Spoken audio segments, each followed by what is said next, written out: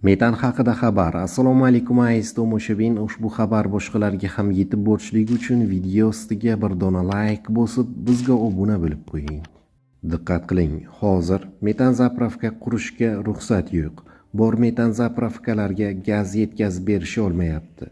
Bu haqida joriy yilning 6-fevral kuni Bosh vazir o'rinbosari Jamshid Xo'jayev hukumat vakillarining Qoraqalpog'iston Respublikasida tadbirkorlar bilan o'tkazgan uchrashuvda aytib o'tdi.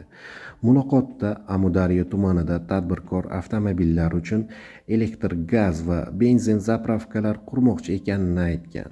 Buning uchun 40 sotix yer olgani, qurilishga barcha jihozlar tayyorligini bildirgan.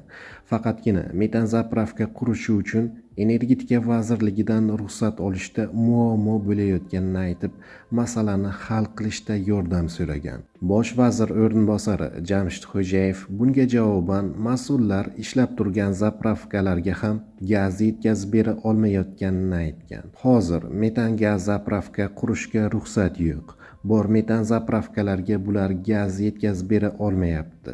Buni tadbirkorlarga aytmaganmisizlar deya savol bergan u Qoraqalpog'iston Respublikasi Vazirlar Kengashi raisi Farhod Ermanovga. Jamshid Xo'jayev tadbirkorga metan zapravka qurmaslik kerakligini ta'kidlagan.